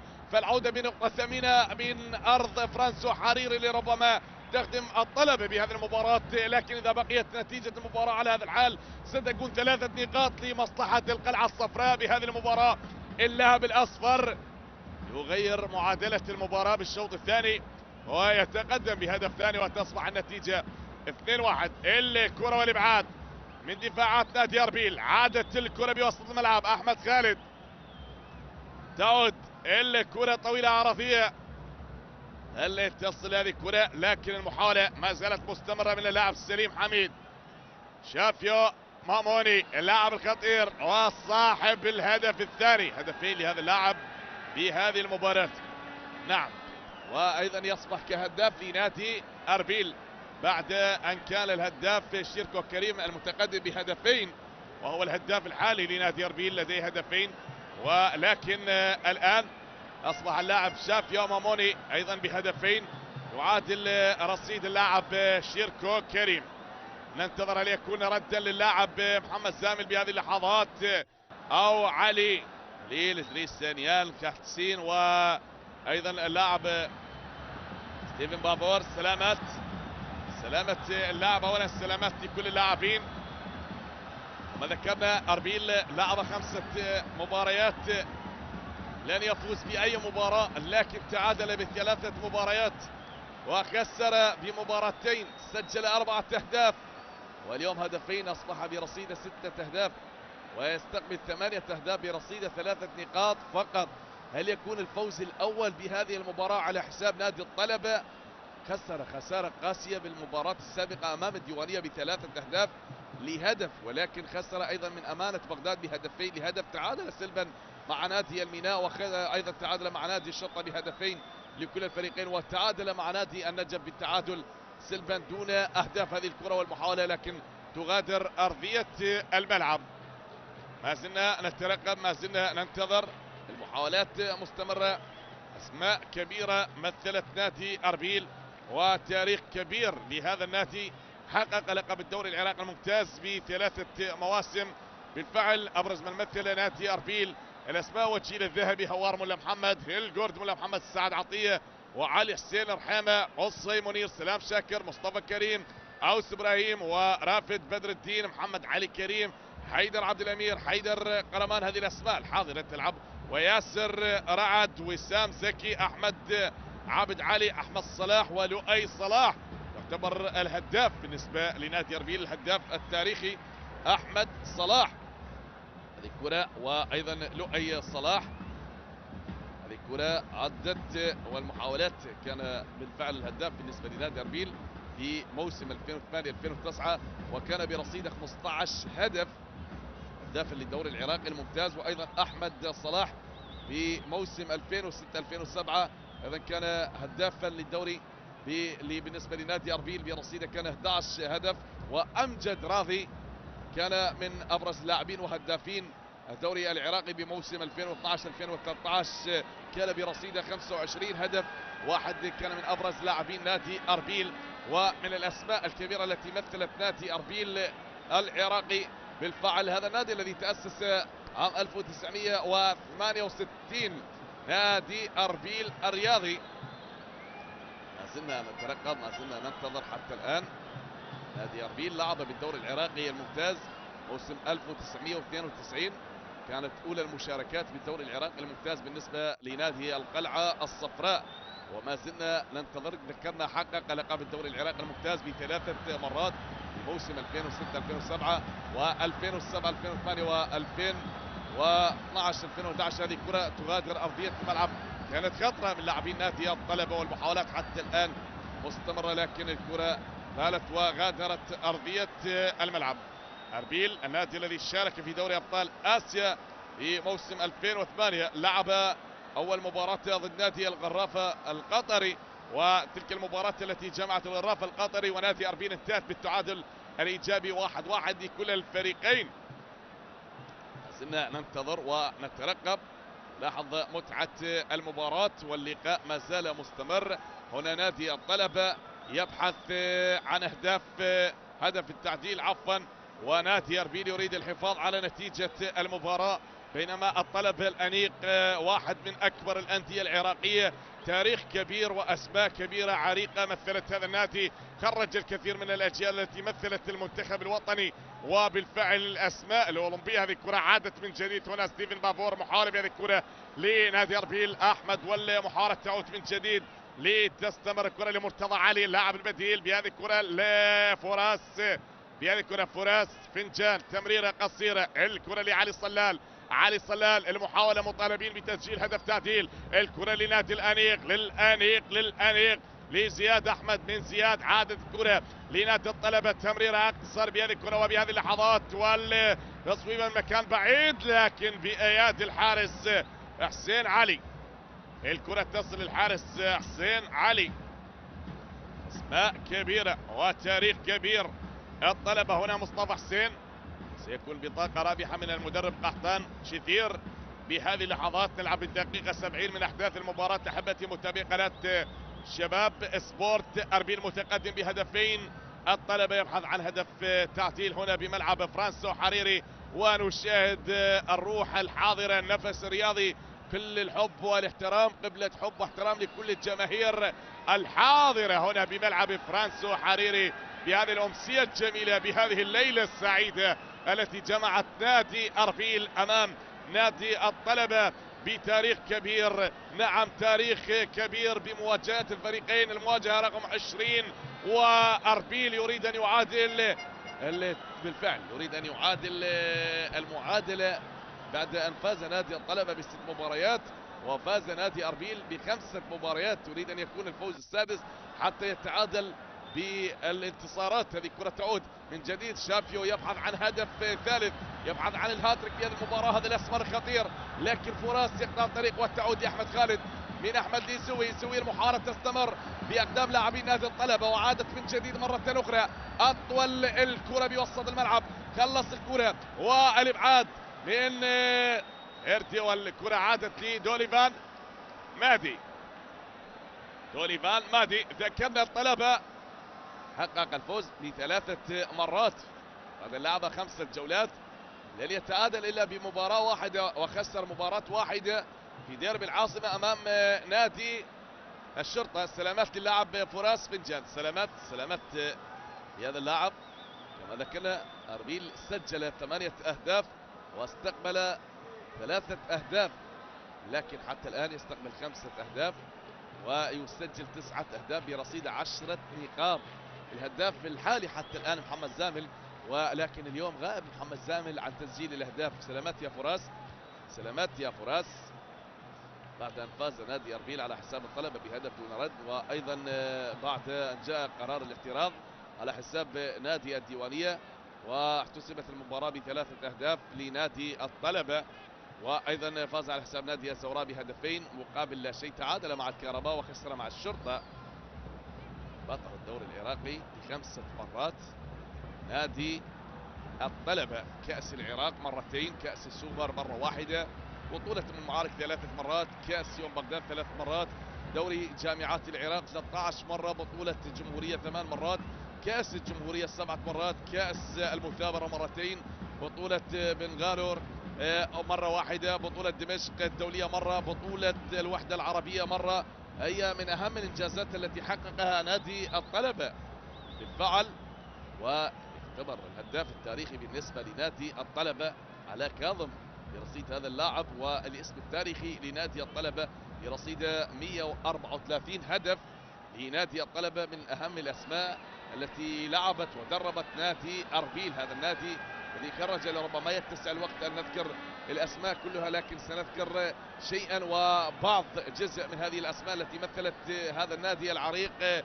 تحدث عن اللاعب عبد الوهاب أبو الحيل، عن اللاعب يونس محمود، عن اللاعب باسم عباس، نور صبري، مهدي كريم، هم الاسماء الكبيره التي مثلت نادي اربيل، ومن المدربين الراحلين والحاضرين الشيخ المدربين العراقي الراحل عمو بابا، ايوب اوديشو، اكرم احمد سلمان، عبد الاله محمد حسن، وعامر جميل، انور جسام، ثائر جسام، وايضا ثائر احمد. وهذه المدربين الكبار يشرفوا على التدريب حسن احمد، على التدريب نادي الطلبه الانيق، الاسماء الكبيره حسين سعيد، مثنى حميد، ايوب اوديشو، عدنان درجال، وجمال علي، ثائر احمد، جليل صالح، وميض منير، وميض خضر، حارس محمد، وايضا حبيب جعفر، على كاظم، علي حسين شاب، وبعض الاسماء. نعم، لربما لا يتسع الوقت ان نذكر كل الاسماء، لكن نختصر حديثنا لهذه الاسماء التي كانت الابرز ومثلت نادي الطلبه اجمل التمثيل، والجيل الذهبي كان بالنسبه لنادي الطلبه. لكن الطلبه اليوم وبهذا الموسم يعود بقوه لكي يبحث عن تحقيق الالقاب وتحقيق الانجازات بمباراتنا لهذا اليوم. وهنا ايضا مساعد احمد ناجد، وما زلنا ننتظر، ما زلنا نترقب. هذه كرة عادت، وهنا براسية تعود من جديد. حبتي كما تشاهدون نلعب بالدقيقة 74 من أحداث المباراة. الطلبة يبحث عن هدف تعديل، أما أربيل يريد الحفاظ على نتيجة المباراة. أطول الكرة تعود من جديد مرة أخرى، تستمر بالنسبة هذه الكرة لنادي أربيل. أربيل المتقدم بهدفين، والطلبة يبحث عن هدف التعديل في ملعب فرانسو حريري. سلامات سلامات للاعب شافيو موموني، اللاعب الذي سجل هدفين بهذه المباراة. هل سيترك أرضية الملعب؟ نعم، وحكم المباراة لا يسمح للمعالج الطبي أن يدخل لأرضية الملعب، ويقول خلاص اترك أرضية الملعب يا شافيو موموني. نعم، شاهد هنا حكم المباراة يريد أن يوصل اللاعب لخارج أرضية الملعب، خلاص يقول أنا أشاهد، أنا حاضر، وأنا أترقب كل الحالات وكل اللحظات يا كابتن. وهنا تغيير آخر بالنسبة لنادي أربيل، شافيو يترك أرضية الملعب ويحل مكان هريب تحسين بهذه اللحظات.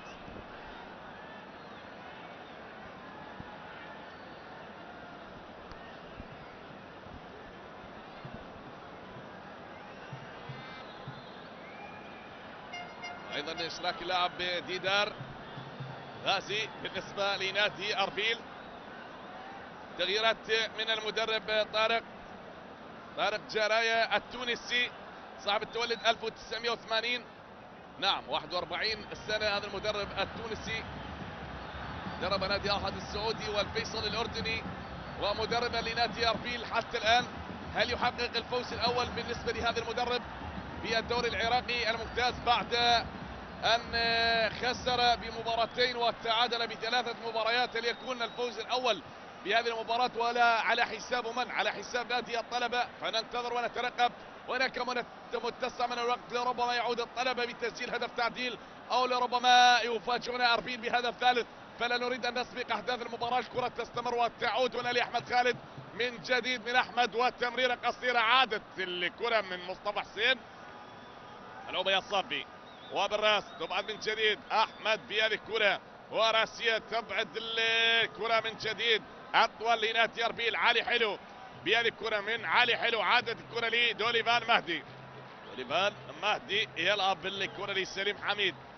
سليم بوسط الملعب، يا سليم سلم الكره لمرتضى علي، من مرتضى علي اقرب لادريس انيانغ. ادريس انيانغ يلعب هذه الكره، والتمريره عادت من مصطفى لتعود علي. حلو بهذه الكرة علي، الحلو حلو يا علي، حلو علي، حلو. نعم، شقيق لمصطفى، حلو. تعود الكرة علي، حلو، والشقيق الكابتن مصطفى، حلو. الساعدي احد عشاق ايضا نادي الطلبة والمؤازر لاخيه. وتعود هذه الكرة من جديد، والمحاولة عادت. اطول الكرة وبراسية تعود من جديد مرة اخرى، هي اقرب، والتمريرة هنا بوسط الملعب، لكن حكم المباراة مهند قاسم اقرب، وبالفعل الصافرة والخطأ لنادي اربيل. سلامات، سلامة اللاعب اولا، السلامات لكل اللاعبين. علامات لكل اللاعبين. لحظات المباراة تمضي وكل شيء يمضي، والتغييرات المدربين ما زلنا ننتظر، ما زلنا نترقب. قمة مباراتنا لهذا اليوم، هل تكون 3 نقاط بهذه المباراة؟ أن نقول مبروك للفائز وهارد لك الخاسر بهذه المباراة، فدعونا ننتظر. لا شيء مستحيل بكرة القدم. الحسن سعد ومن اشترك، وهذه الكرة تعود من جديد لنادي الطلبة، لكن الابعاد خلص وكرة التماس من جديد. شيركو كريم،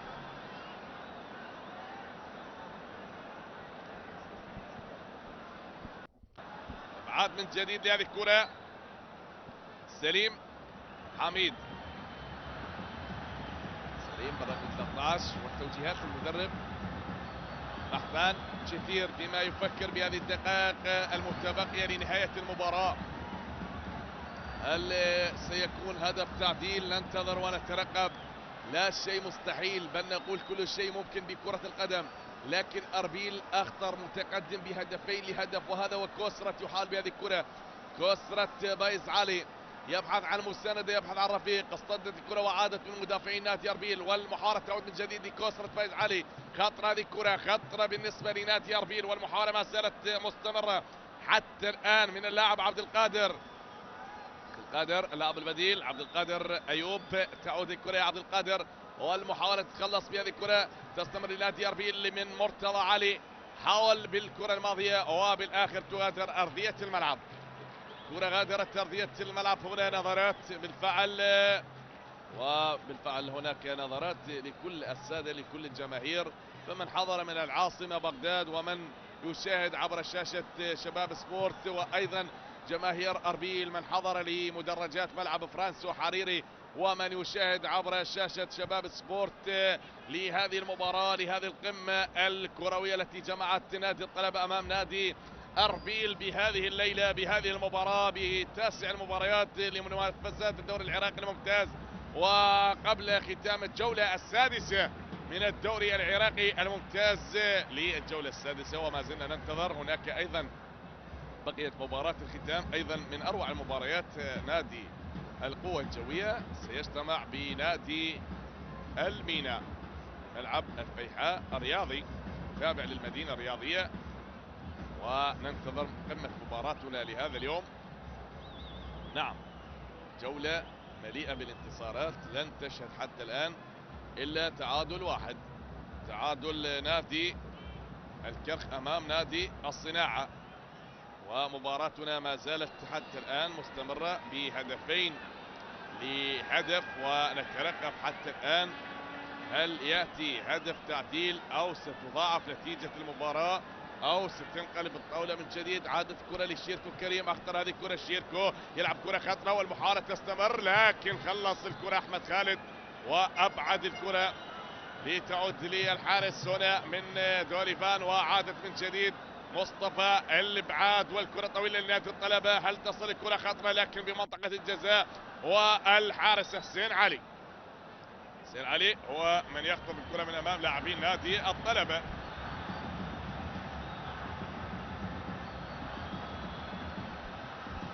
اطول هذه الكره، عادت مره اخرى للمدافع سليم او السيف. هنا رايه المساعد الدولي واثق مدلل.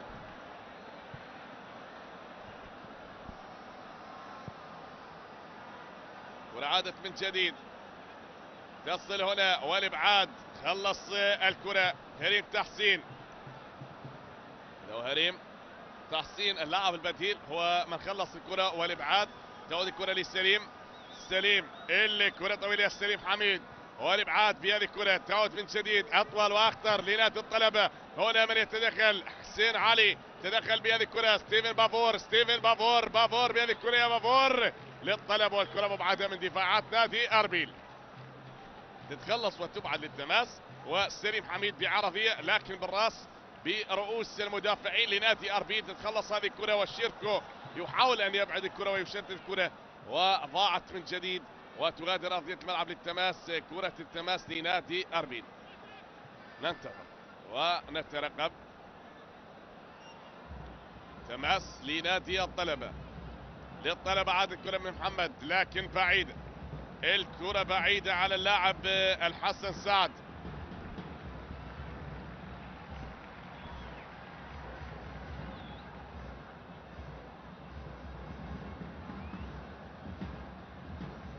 حتى الآن والمحاولات مستمرة أحبتي، نلعب بالدقيقة 84 من أحداث المباراة لهذا اليوم.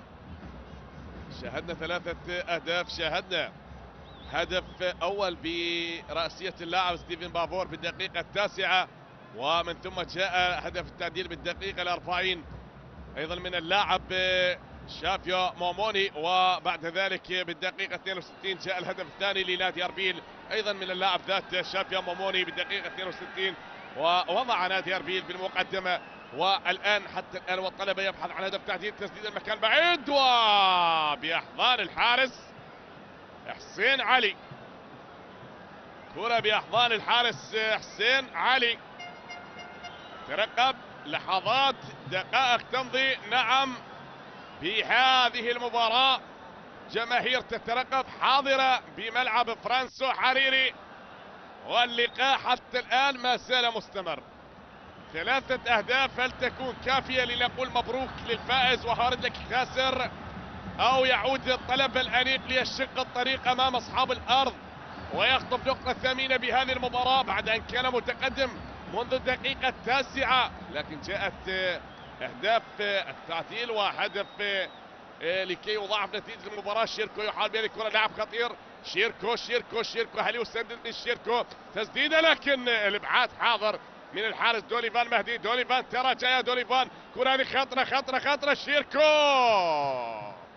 كاد أن يأتي الهدف الثالث. لا يا دوليفان، لا، كاد أن يأتي الهدف الثالث لولا لن تصطد الكرة بالمدافعين، وهذا المدافع من خلص الكرة لا كاد أن يأتي الهدف الثالث لنادي أربيل.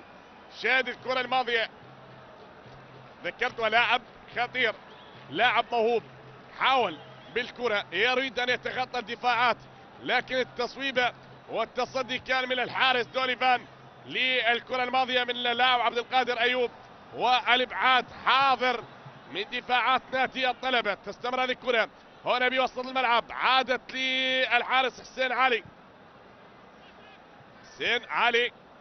بهذه الكرة يا حسين، والمحاولة تستمر من حسين علي لتكون أقرب لسليم حميد. يعود الكرة سليم حميد والمحاولة مستمرة، لكن تتخلص وتبعد الكرة من جديد من أمام هذا اللاعب البديل عبد القادر أيوب. وهذا اللاعب هو فرانك الأسمر. تدخلات من المدافعين، شاهدنا كرات طويلة، تسديدات وتهديدات على مرمى الحراس، شاهدنا بأكثر من كرات قصيرة بعمق الملعب من اليمين لليسار. نعم، تسديدات روعة، وشاهدنا تغييرات للمدربين، شاهدنا تغيير أيضا لنتيجة المباراة، لكن نبحث عن نهاية المباراة، نبحث عن ثمرة المباراة.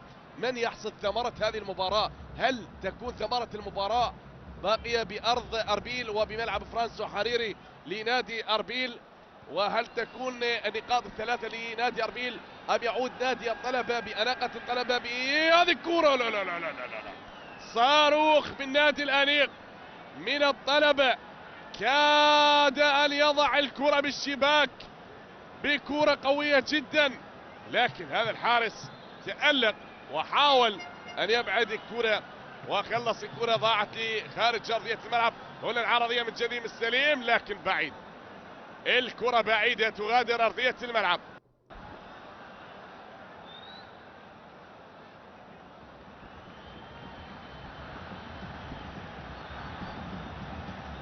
شاهد الكرة الماضية من اللاعب شيركو، وأيضا اللاعب حاول وسدد الكرة الماضية البديل كما ذكرنا عبد القادر. تعود من جديد، المحاولات مستمرة واللقاء ما زال مستمر، وما زلنا ننتظر، ما زلنا نترقب قمة هذه المباراة. هدفين لنادي أربيل، 1 لنادي الطلبة، وما زلنا ننتظر، ما زلنا نترقب. هل يكون الرد بالنسبة لنادي الأنيق؟ هل يعود بالمباراة أن تستمر المباراة بهذا الحال، هدفين لهدف، وهذه الكرة بمكان خطير. هل يفعلونها الطلاب؟ هل يعودون للعاصمة بنقطة ثمينة يخطفونها من أرض الشمال من هذه التحفة من ملعب فرانسو حريري؟ نترقب ونشاهد، نترقب. هذه الكرة ضاعت وتغادر أرضية الملعب. نعم، كرة تغادر أرضية الملعب، وحكم المباراة يقول خلاص خلاص آتني بالكرة. وما زلنا نشاهد، ما زلنا ننتظر المحاولات، والمباراة ما زالت مستمرة حتى الآن. نلعب بالدقيقة 89 من أحداث المباراة. نعم، نلعب بالدقيقة 89 أحبتي متابعي قناة شباب سبورت. أربيل متقدم بهدفين لهدف، وما زلنا ننتظر أحداث المباراة. هنا توجيهات لهذا الحارس حسين علي. شاهدنا الكثير من الكرات الخطيرة بالنسبة لنادي الطلبة، لكن كرة واحدة فقط اخترقت شباك هذا الحارس وكسرت شفرة هذا الحارس حسين علي. وننتظر من يكسر الشفرة للمرة الثانية بهذه المباراة ويعود بالطلبة بهدف تعديل، أو ستكون الكرة الثالثة لنادي أربيل بهذه اللحظات من اللاعب شيركو كريم. فدعونا نترقب عادة من جديد، والمحاولة تستمر، هي لتكون بأقدام اللاعب علي حلو. من علي حلو، أطول الكرة يا حلو، وتعود يا علي حلو لتستمر من جديد. الكرة لفرانك بهذه الكرة، فرانك الأسمر، فرانك وستيفان بافوري. حاول بالكرة الماضية من ستيفان بافوري، عدت الكرة من حمزة محمد. بالنسبة هذا اللاعب البديل حمزة محمد الرقم 17 اشترك في قوة منذ دقائق من المدرب طارق جرايا. والكرة عادت هنا لتعود، وحكم مباراة مهند قاسم قاضي لهذه المباراة يطلب استمرار لعب عرضية. لا لا لا لا، ضاعت الكرة، وركنية، ركنية لنادي الطلبة بهذه اللحظات. الطلبة بالأوقات العصيبة، الأنيق يحاول أن يشق الطريق بمثل هكذا أنفاس قاتلة متبقية. ننتظر ونترقب الدقيقة الأخيرة و5 دقائق. كرة ملعوبة، عادت من جديد. 5 دقائق كوقت إضافي لنهاية المباراة. في 5 دقائق حركة لعب جميلة من اللاعب شيركو لكوسترة فايز علي. والآن أحبتي نلعب بالدقائق المحتسبة من حكم المباراة. هذه كرة تعدي وتغادر أرضية الملعب بهذه الدقائق ال5 المحتسبة من الطاقم التحكيمي من الحكم علي هادي صالح ابن الرمادي، الحكم الرابع لهذه المباراة برفقة مهند قاسم والدولي واثق مدلل وكرار عباس من بغداد من العاصمة الحبيبة قيادة هذه المباراة، ولبيب حبيب أيضا مقيم لحكام مباراتنا لهذا اليوم حتى الآن.